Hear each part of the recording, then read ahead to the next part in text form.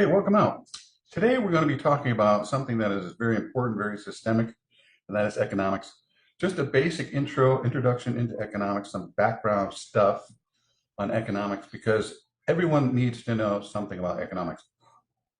Why is that? Well, first of all, my approach to teaching, to coaching, to life is what do most people need most of the time in most situations. One of the things that you need, and there are several, and we'll get to those eventually. One of the things you need is a basic understanding of basic economics. Okay. Today we're going to look at economics is for everyone. It's a short little 10, 11-minute video by Joon Chang, a well-known economist. Some say legendary. It's up to you to decide. But anyways, what people don't know is the basics. And if you listen to politics or listen to people talk about politics or go online and read what people are saying about politics in relationship to economics and the economic environment, economic conditions. What is inflation? What is taxation? What is trade? What is banking? What is it all doing? What does it all mean, right? Very few understand. There's a book out there that I highly suggest that you read. And I've been teaching this to my students for some time, Common Sense Economics, okay?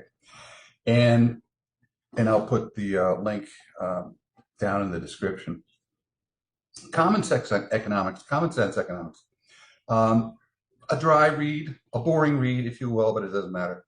I think it's interesting that I've heard my students, even some faculty members, even the dean of one of the departments say, well, that's boring, too bad.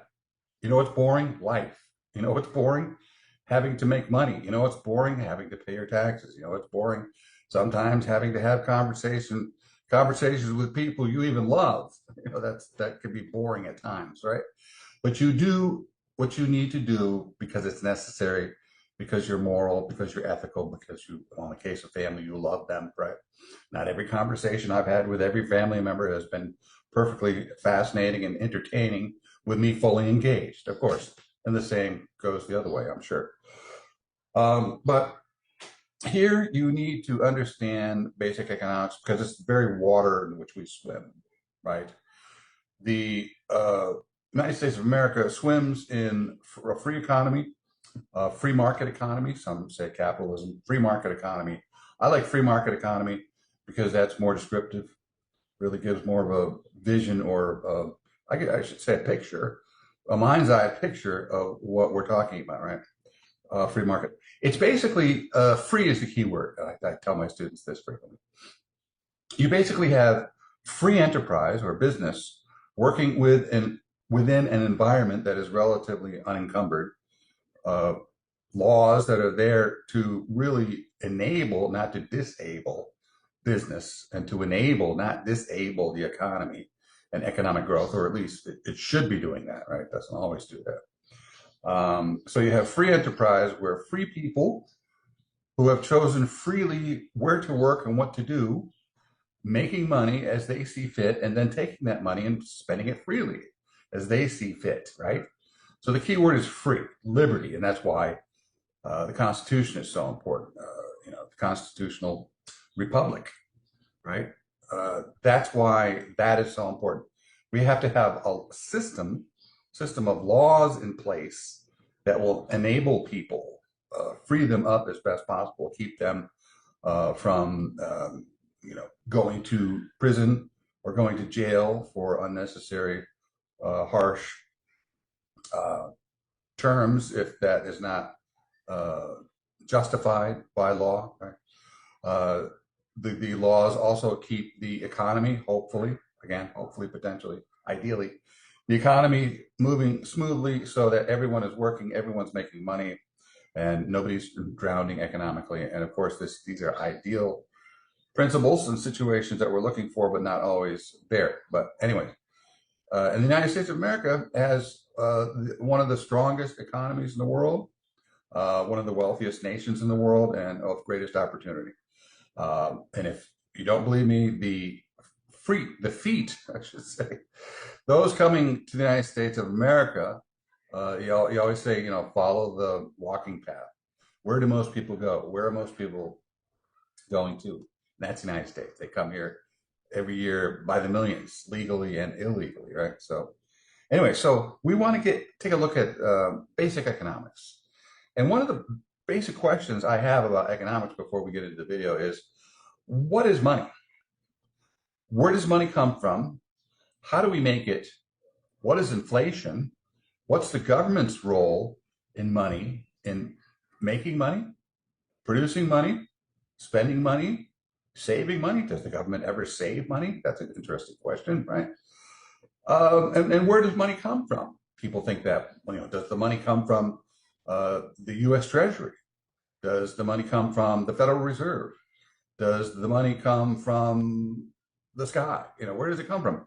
Money, if you look at it, about 95% of all money comes from thin air. It is just made up in thin air, right? If I am a business owner, private individual, a bank, or a government entity, and I need money, what do? I borrow money, right? When you go to get a loan for a car, for instance, the bank doesn't have any money. There's something called fractional reserve. The bank should or used to keep a certain amount of money in reserve. It wouldn't spend all your money, and that's what banks do. That's how they make their money. They take your money and then invest it, right? They'll give you 2% for your money and go invest for 6, 10%, right? That's how they make their money. So where does the bank have money? No, the bank doesn't have any money. Just think about it. When you buy a car, the bank is basically giving you a loan. And the only time that loan becomes money or money of value is when it is paid off or is being paid off, right?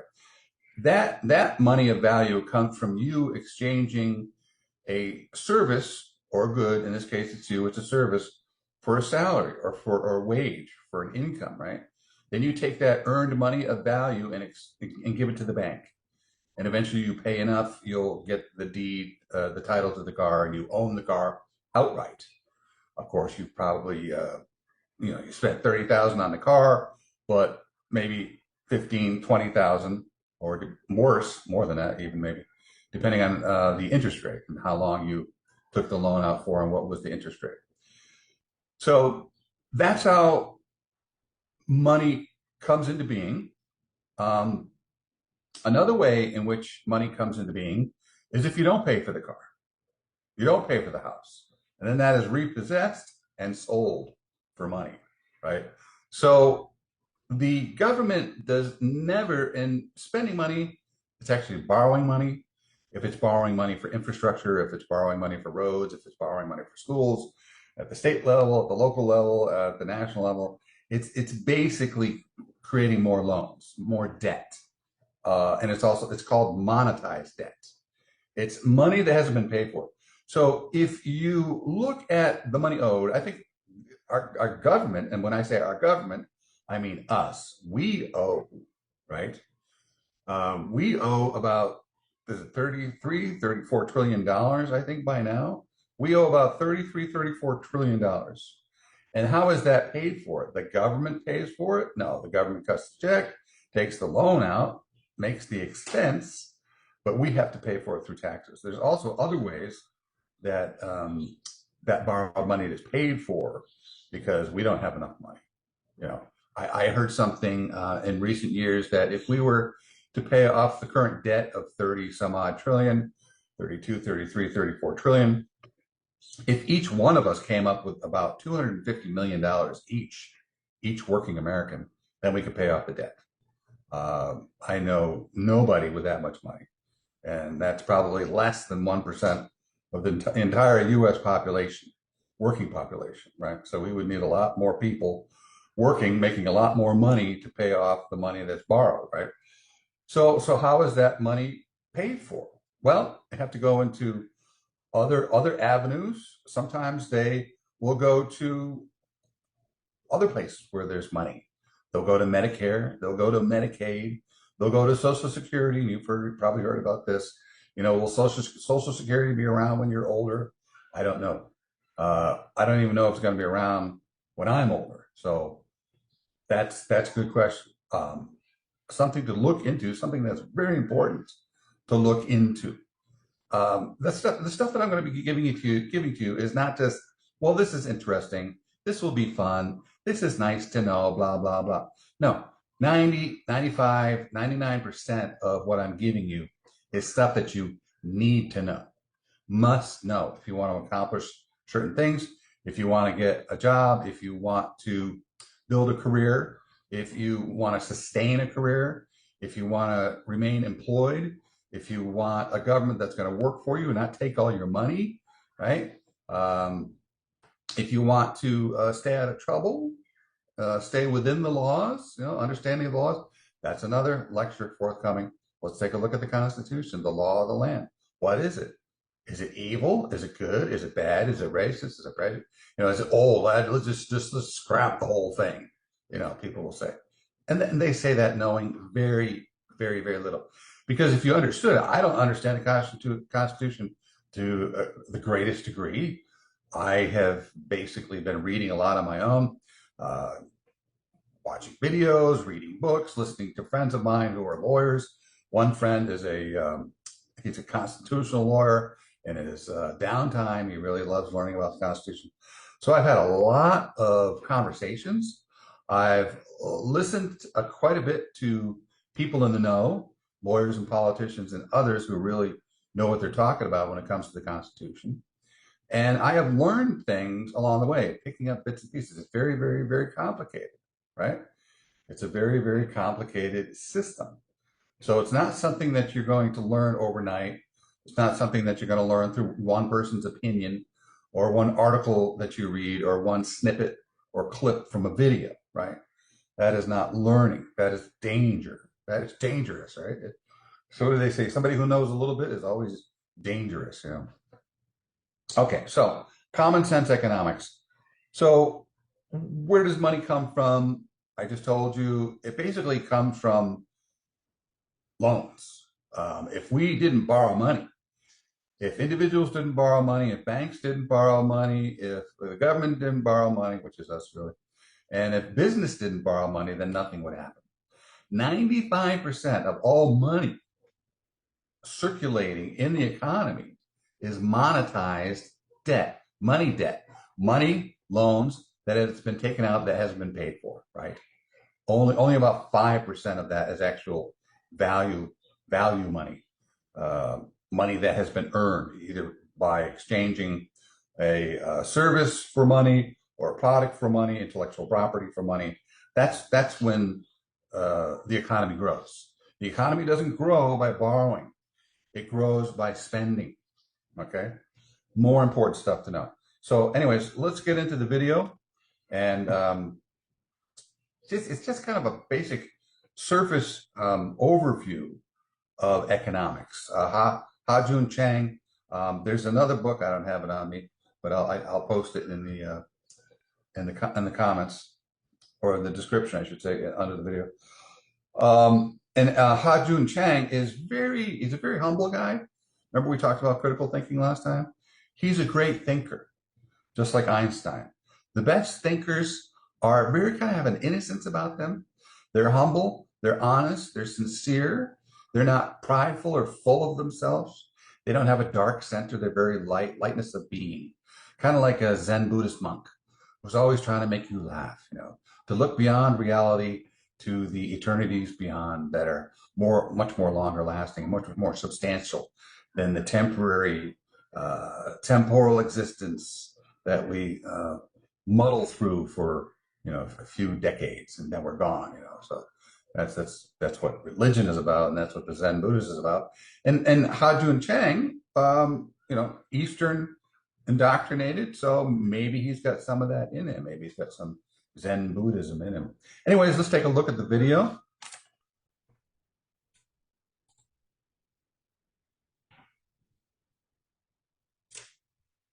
I try my best to dispel this widespread perception that economics is too complicated for non-economists. And actually, it's very strange because people have very strong opinions about everything. Iraq war, gay marriage, does God exist, global warming. You all have very strong views on these things, despite not having a degree in theology, not having a degree in energy economics, not having a degree in international relations. But when it comes to economics, people say, oh, yeah, it's for specialists, I don't know. But why? I mean, if you can have a very strong view on Iraq or Afghanistan without a degree in international relations, you should have a strong view on government economic policy without a degree in economics. I say that this is only because the economists have been fantastically successful in making people believe that it is actually a lot more difficult than what it really is. So they'll tell you, oh, I could explain it to you, but then you don't understand. 95% of economics is common sense. Of course, made to look difficult with the use of. And that's what is common about academics. I once went to a meeting, just breaking here, kind of an aside, it's related anyways, because this is about getting the message across, right? Education, especially in higher education, this is done frequently. I went to a meeting. It was a pre-semester meeting where everybody gets together and they're all cheerleading and clapping and slapping backs and talking about the coming semester and how great we are, la la la. And I just went for the food. You're supposed to go. You go. You sign yourself off. I've attended. I'm good. I've done things according to the contract, right? But I very rarely, if ever, get much out of it. So I'm listening to this one woman. I remember she was a science teacher, and she was saying this much with that many words. It was just amazing to me. So what I think academics do, especially if they're insecure, nervous, or think maybe that they're trying to get away with something. My stuff is really not that complicated, but I have to fluff it up to make it look. How like birds of prey or attacking animals in the animal kingdom will fluff themselves up to intimidate. So I think academics do the same thing. It's really it's quite a joke. But anyways, let's continue. Jargon and mathematics. And even the remaining 5% can be understood, at least in its essence, if not in all technical details, if someone bothers to explain it to you in an accessible way. For example, what is economics? The ethical foundations of economics. Whether you can separate economics and politics. The first thing I tell my students in almost any textbook that is worth its weight in salt, is that the proper expression? Anyways, that has considerable value. Will define up front what is ethics, what is economics, what is science, what is math, right? So by him going to definition, that's what you do, especially in an introductory portion of a lecture, of a book, of a class, whatever, right? You've got to define things. Don't just roll ahead and expect people to know when they don't know you're trying to teach them, right? So that's standard methodology for getting started about talking about some topic. And how different ways of conceptualizing the economy affects the way we see the world. For example, people think that today's free market economics is a direct descendant of Adam Smith, but this is not true. In Adam Smith and other so-called classical economists, the society, the economy was conceptualized as being made up of classes, not individuals. And the whole theory evolved around how the way these different classes with different material interests behave affect the way capital is accumulated, the economy grows, income is distributed, and so on.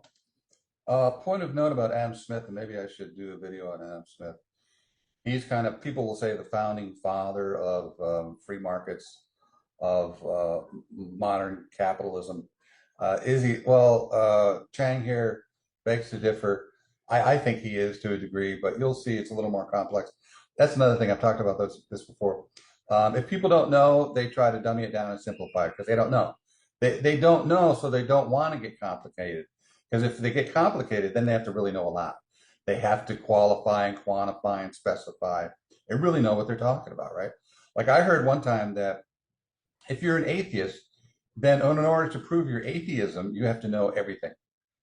You have to know everything, not just about religion, but everything, all known knowledge or existing knowledge, I should say, right? That's a tough one, right? So, but anyways, Adam Smith, he was originally a behavioral scientist. He looked at how people behaved, And there's a lot of that in economics or understanding economics. What are incentives? Why do people do what they do when they're purchasing or not purchasing or spending or not spending, right? Very important. Today in free market economics, there's only individual. Yeah? When you tell people, oh, isn't there a class? They say, no, that's an old Marxist concept. But if that's the case, why do the marketing companies have all these class categories when they do marketing campaign strategy? So they'll look at groups A, B, C, C1, C2, target the advertising according to the type of people. Now, many economists will tell you that economics is a science in which there's only one right theory. There are at least 9 different major schools of economics. So there you go. So it's not as cut and dry as people think, right? You've got, I think there's what, 3 or 4 of the capitalist philosophies, right? And then you've got the Marxist philosophies as well. And in the several more, if you count minor schools or split the major ones into sub-schools, each with its own unique strengths and weaknesses. And for free market economics alone, you have 3 different kinds. Classical economics, neoclassical economics, Austrian economics. So actually there isn't one right theory. And my contention is that we need all these diverse approaches to economics in order to fully understand our economy, because they all make certain assumptions. They all have different underlying political and ethical values. They have all sorts of different theories about how the economy grows and so on. And to make this point, I give you the Singapore problem, or what I call life is stranger than fiction. If you read only the financial newspapers like the Wall Street Journal or the Economist magazine, you'll be only told that Singapore succeeded because of its free trade policy and its welcoming attitude towards foreign investors. This is partly true. I mean, they did have those things, but you will never be told that Singapore government owns nearly 90% of all the land. 85% of housing is provided by government-owned housing corporation, and a staggering 22% of GDP is produced by state-owned enterprises. I always thought that was amazing to me. You talk about, and communism or Marxism is about control, right? So, and China is interesting because they economically they function within the free markets, but politically it's the CCP, it's the Communist Party, right? And they own. I'm surprised they don't own 100%, but probably they're working on that. They own 85% of the housing or real estate, isn't it? I mean, that's just insane. And if you look at, I was looking at, I forgot what, I think maybe it was Hong Kong, but it's these very, very expensive, they call them coffin apartments, like the size of a coffin. And you're paying like $4,000 or $5,000 a month for these little tiny apartments. And that's what happens under monopolies. There's no competition. If the government owns everything, they can charge whatever they want. What are you going to do? Where else are you going to go? The government owns everything, so there's no competition. And without competition, if there is competition, I should say, then one will always try to undercut the other one. I will lower my price, give you a better product for less money and sell more, right? In a free market, you're not going to raise your prices and cheapen your product and sell more. It's the opposite. But in a communist government, you do whatever you want. You can have complete, tiny little places, poorly kept places, and exorbitant prices. Doesn't matter, right? So in talking about Singapore, I always tell my students, look, give me one economic theory. It doesn't matter what it is, neoclassical, Marxist, Austrian, Schumpeterian. Give me one economic theory that can explain Singapore. But there isn't. So you need to know these different theories to fully understand how a country like Singapore could succeed. So in this regard, my advice is that you should not be a man or a woman with a hammer by learning only one kind of economic theory, because whatever that theory is, that once you believe that one theory is true, like the man with a hammer, you will start to see everything as a name. So I say that. Boom. Now this is something that people do not only in the economic realm, okay, people get a particular belief or ideology going in their minds or in the minds of the collective whatever group they belong to.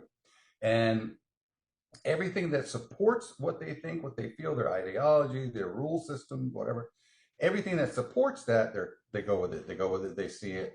They accept it. They'll support it. Blah blah blah. But anything that runs counter to it, no matter how valid or how true or how honest or how moral or how corrupt, even I guess, they'll just ignore it, right? And this is what people do way too often. They do it in their personal lives. They do it in their professional lives. They do it in the political realm, and they do it in many other realms as well, or I like to call them matrices. We live in all these matrices. We live in an education matrix. We live in a governmental matrix. We live in a medical matrix, and so forth and so on. We think these entities or these systems are doing something, preferably something good for us, but in reality, they're not. Oftentimes, they are not. They are serving fill in the blank, right? So, who are they serving? What are they serving? Like our government, allegedly, according to experts, many experts that I've read, 90% of the time, our government makes decisions that run counter to our very needs. So think about that one. You should get a Swiss knife. Yeah? In this dominant economic theory that is of today, that is neoclassical theory, people are mainly conceptualized as consumers. And work is considered as what these economists call disutility, that you have to put up with so that you can earn money with which you consume goods and services and then derive pleasure, or what they call utility. That's your aim, deriving pleasure from consumption. But what happens in our workplace fundamentally affects us, not just our immediate physical and psychological well-being, but also our identity and our sense of self-worth and our self-fulfillment. This is why these days in many rich countries, a lot of people are very unhappy compared to, say, a couple of decades ago, despite the fact that they have higher income. Why? Because the work has become more stressful. But then, economists tell you, no, you should be happy. Britain today has 20% higher income than, say, 1975. Yeah? Why aren't you happy? Yeah? But you have to take into consideration inflation and the shrinking value of the dollar. You might be making 20% more over the last, more than 10 years ago, 20, 50 years ago, or whatever. But the value of the dollar, as inflation and as money is printed more and more and more, as more and more money is printed, then prices go up and the value of the dollar goes down, right? So you actually, in the 70s, here's something for you. In the 70s, if you had a full-time job as a student, full-time job in the summer and part-time jobs, say 15, 20 hours during the semesters, you had enough money to not only pay for tuition, but to pay for an apartment and to pay for your car expenses. Try doing that today, right? Things have gotten way too expensive. Inflation is really taking a hold. The value of the dollar has really gone down, and we're running into serious problems. I was looking at some information on housing, that the average house across the United States is close to $500,000, about $450,000. That's the average home cost. Is either average or probably the median. If you look up the difference, average can be problematic, right? Because say I have 5 numbers. I have a 10, a 20, a 30, a 40, and then a 900, right? If you just have those first 4 numbers, the average is going to be much lower. I throw in the 900, that one item blows out the average, right? Or blows up the average. So what they do instead is they choose the median, which is the middle number or numbers, right? So the median home cost now $450,000. Who can afford that coming out of college? Especially when college is costing more and more these days, right? My book is not just an explanation of economic theories and facts. It's also a discussion about the role of economics in public life. And in this regard, I have 3 sets of observations to make. The first one is never trust an economist, and that includes me. Yeah? Professional economists that like to say, we know what is correct, No, they don't have a monopoly over truth. I already told you that there are 9 different kinds of economic theory. So the right conclusion depends on which economist you talk to. And I argue that it is entirely possible for... The answer is 42. Anybody know what that is? That actually comes from Hitchhiker's Guide, Douglas Adams, Hitchhiker's Guide to the Galaxy. The computer, the great computer of the future, and that looks like those are the lords of the computer down there. The great computer of the future was asked, what is the meaning of life? And everything in it, right? And it turned that question over, I think for some ridiculous amount of time, like a million years. Million years later, it came up with the answer 42. The answer only a computer would understand, right? What they should have said is, what's the answer, and put it in human terms, right? So, anyways. People who are not professional economists to have sound judgments on economic issues. I even argue that sometimes their judgments may even be better than those of professional economists because they may be more rooted in reality and less narrowly focused. And I argue that indeed the willingness on the part of the ordinary citizens to challenge professional economists and other experts is a foundation of democracy. If you really believe that all we have to do is to listen to the experts, to listen to the professional consensus of the experts, why do you need democracy? Let self-elected elites appoint each other and run the world. This is why a lot of people are unhappy with the European Union.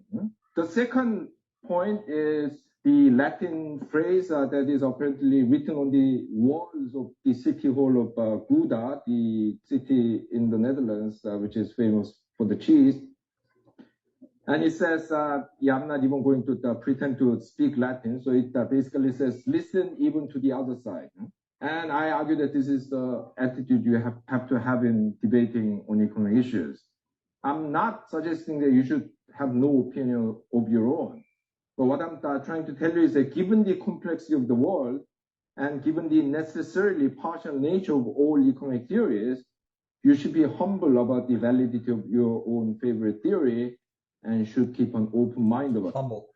He's using great critical thinking. I've noticed some other things, but I didn't mention them before. But in my critical thinking video, one of the key aspects or elements of a good critical thinker is someone who's humble, not full of pride, not full of arrogance, not full of dominance, not full of a desire to know everything, to manipulate and control, but to get to the root answer. And if I don't know the answer, I don't know the answer. And if there is a possibility of many answers, then that's the truth, right? So you want to be a truth sayer, not a denier or a liar or a misinformer. Finally, even while I constantly make reform proposals, I emphasize how difficult it is to change the economic reality. Well, sometimes the reason is obvious. I mean, people who benefit from the status quo want to thwart change by any means, lobbying, bribery, media propaganda, and even violence. There you go. Why does the economy not change? Why, when we put a new president in, do things not change? The new president, first woman president of Mexico, said she's going to get rid of the cartels. I'm fearful for her life because the cartels control everything. And also in the United States, it's a little less obvious and not so violent, but the elites, the wealthy, upper 1%, those are the most money, billionaires, millionaires probably, but now these days it's the billionaires control everything. Because politicians don't have money. A lot of politicians run for office, get into office, stay in an office, and move up. They do it through money. Who has money? Not them. So they have to go to the money. And if the money says do this, do that, they do it. And if the people say do this or that, they don't do it, right? We're not going to give them billions of dollars to get into office and to move up in office, right? Common sense stuff, just very common sense stuff. But the status quo often gets defended even without some people actually being evil. Because the thing about the market system is that the rule is $1, one vote. So this means that the ability of those with less money to refuse undesirable options given to them is highly constrained. Also, we can be susceptible to beliefs that are against our own interests. The best example is that what happened when Barack Obama tried to reform the American medical insurance system, and there were all these pictures of old pensioners demonstrating against what they call Obamacare, with placards saying things like, "Government hands off my Medicare." Well, except that Medicare is a government program. Well, this is what the Marxists used to call false consciousness, or also known as the Matrix, the movie.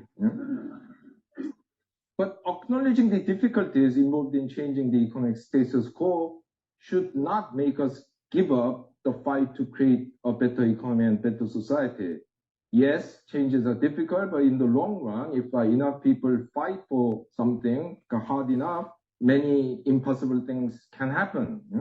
And don't forget, 200 years ago, if you suggested America should abolish slavery, you would have been branded at least unrealistic, and probably loony. 100 years ago, the British government put women in prison for asking for vote. A lot of women actually said, "Why do we need votes? We have our husbands and brothers to represent our views." Well, this is why I quote Antonio Gramsci, the Italian Marxist, who once said that we need to have pessimism of the intellect, but optimism of the will. Yeah, you have to accept the difficulties of changing the status quo, or you have to believe that this can be done.